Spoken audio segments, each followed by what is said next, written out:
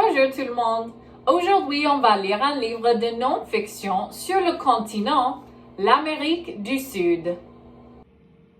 L'Amérique du Sud par Malia Loyen et Bobby Coleman. L'Amérique du Sud. Voici une table de matière. Vous savez comment Madame Duggan adore les tables de matière. Je ne vais pas les tous lire, mais voici toutes les parties de ce livre. Et comme d'habitude à la fin, il y a le glossaire et l'index où on peut chercher les mots qu'on ne connaît pas. Commençons. Plus de eau que de terre. Notre planète est en grande partie couverte d'eau. On y trouve en particulier d'immenses masses d'eau qu'on appelle des océans. Il y a 5 océans sur la Terre. Du plus grand au plus petit, ce sont l'océan Pacifique, l'océan Atlantique, l'océan Indien, l'océan Antarctique et l'océan Arctique. Et on peut les tous voir. Il dit ici, les océans sont remplis d'eau salée.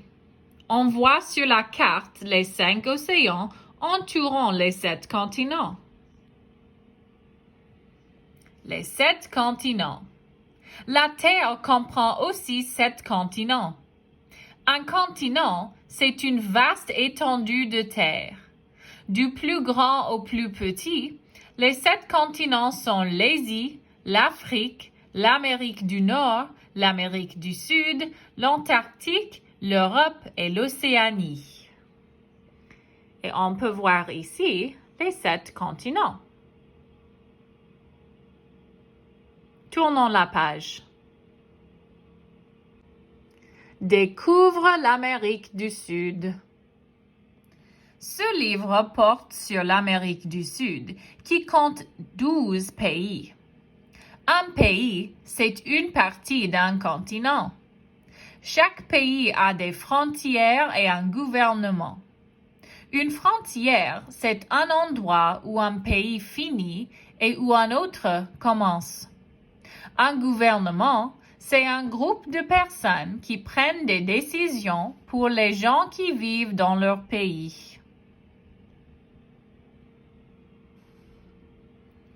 On trouve d'énormes chutes d'eau en Amérique du Sud. On voit ici les chutes d'Iguaçu. En tout, 12 pays. Les 12 pays de l'Amérique du Sud sont l'Argentine, la Bolivie, le Brésil, le Chili, la Colombie, l'Équateur, le Guyana, le Paraguay, le Pérou, le Suriname, l'Uruguay et le Venezuela. La Guyane française se trouve aussi en Amérique du Sud, mais ce n'est pas un pays. C'est un territoire d'outre-mer de la France qui est un pays d'Europe. Un territoire d'outre-mer, c'est un territoire qui appartient à un pays situé sur un autre continent. Les points cardinaux. Il y a 4 principaux points cardinaux sur la Terre.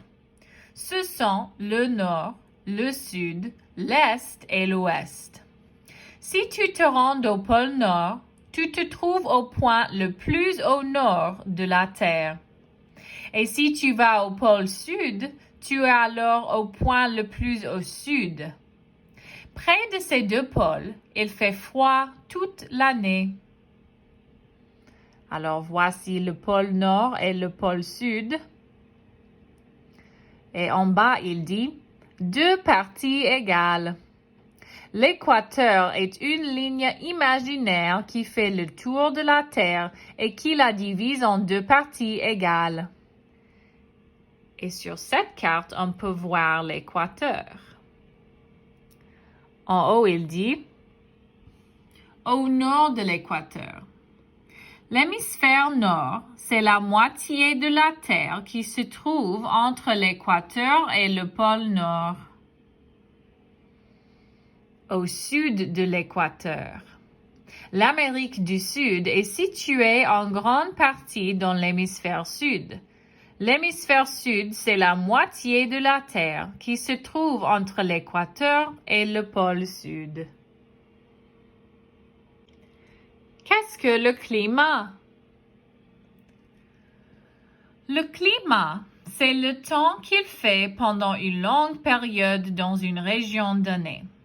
La température, les précipitations et le vent sont des éléments du climat. En Amérique du Sud, le climat est influencé par l'équateur qui traverse la partie nord du continent. Dans les régions proches de l'équateur, le climat est chaud. Dans les régions éloignées de l'équateur, le climat est froid.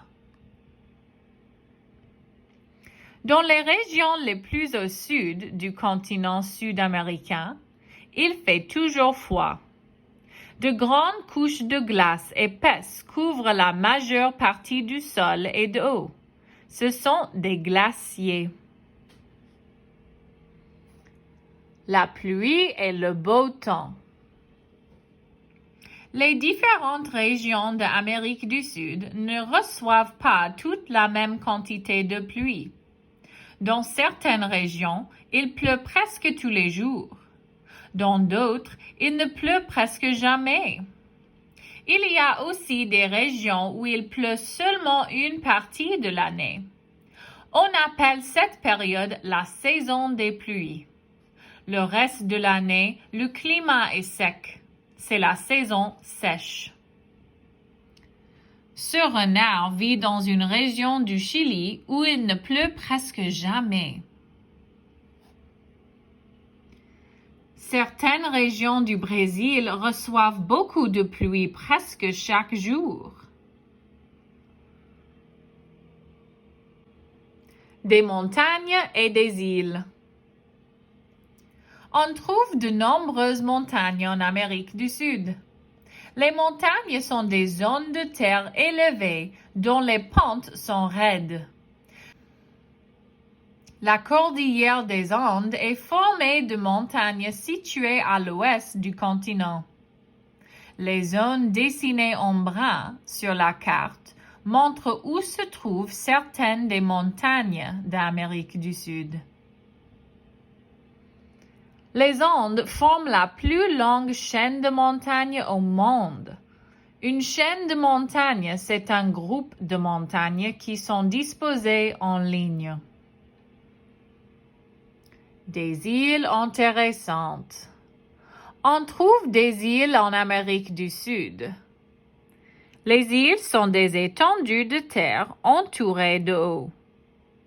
Les îles Galapagos, par exemple, sont entourées par l'océan Pacifique. Elles font partie du pays qu'on appelle l'Équateur.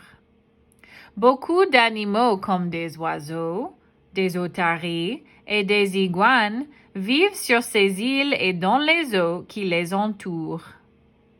Beaucoup de gens visitent les îles Galapagos afin d'y observer les animaux, comme cette personne. Beaucoup d'eau. L'Amérique du Sud se situe entre deux océans.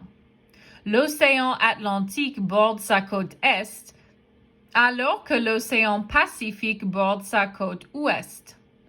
Une côte, c'est une bande de terre qui touche à un océan ou à une mer.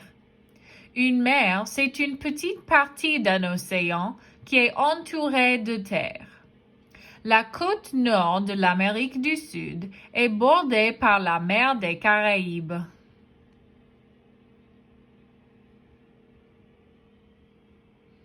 Des petits poissons très voraces nommés piranhas vivent dans les rivières et les ruisseaux d'Amérique du Sud.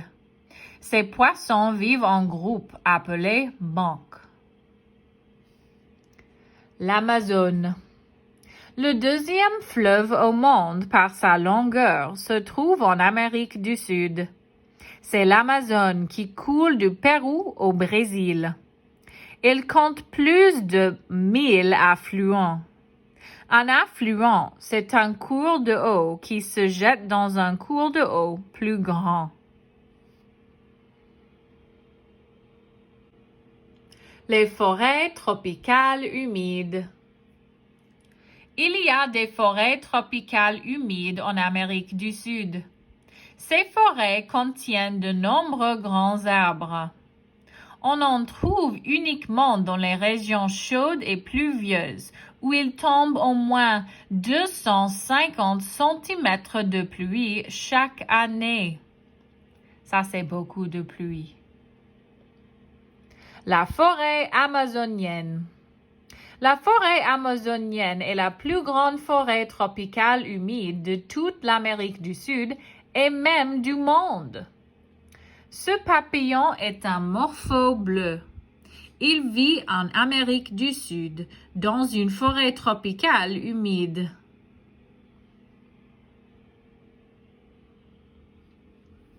Les singes écureuils, aussi appelés saimuris, vivent dans les forêts humides d'Amérique du Sud. Dans les arbres. Les forêts tropicales humides abritent beaucoup d'espèces d'animaux. Les paresseux tridactyles, par exemple, vivent dans les arbres. De nombreuses espèces de chauves-souris, d'oiseaux et de singes vivent aussi en hauteur. Ces animaux trouvent leur nourriture dans les arbres. Les paresseux tridactyles se nourrissent de brindilles, de bourgeons et de feuilles qui poussent dans les arbres et des forêts humides. Les prairies. Une prairie, c'est une vaste zone de terre plate où poussent différentes sortes d'herbes. On y trouve aussi des arbustes et quelques espèces d'arbres. La pampa est une grande prairie d'Amérique du Sud.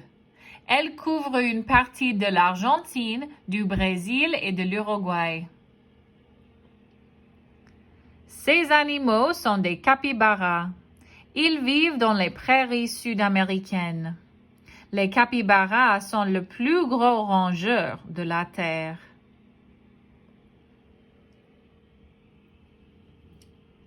Les guanacos mangent des herbes et d'autres plantes de la pampa. Les animaux des prairies. Des centaines d'animaux vivent dans le pampa. On y trouve des nandous d'Amérique, des loups à crinière, des guanacos et beaucoup d'autres espèces. Les nandous d'Amérique prennent des herbes pour faire leur nid dans la pampa. Les déserts. Les déserts sont des zones où le climat est très sec. Il y tombe très peu de pluie chaque année. Le désert de Atacama est un très grand désert chaud d'Amérique du Sud. Il s'étend sur près de 1000 kilomètres de long. Les animaux du désert. On trouve très peu d'animaux dans le désert de Atacama parce que le climat y est extrêmement sec et que les animaux ont besoin d'eau pour survivre. Quelques espèces d'oiseaux, de lézards et d'insectes vivent toutefois dans certaines parties du désert. On y trouve aussi des renards. La vie dans le désert. Plus d'1 million de personnes vivent dans le désert de Atacama. Beaucoup de ces gens habitent dans des villages ou des petites villes. Certains sont des mineurs. Les mineurs creusent d'énormes trous dans le sol pour en retirer des minéraux comme le charbon et le cuivre. Cette femme vit dans un village du désert de Atacama. Le désert d'Atacama est un des déserts les plus secs au monde. Dans certaines régions, il n'y a pas eu de pluie depuis plus de 400 ans.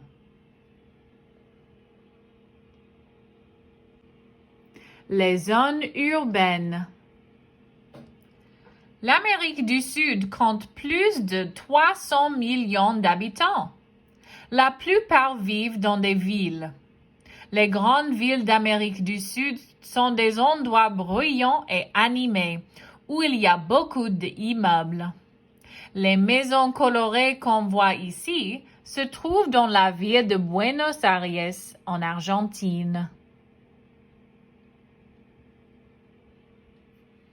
Des millions d'habitants.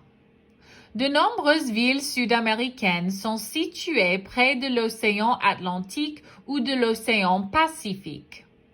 On trouve de belles plages de sable dans certaines de ces villes, comme à Rio de Janeiro.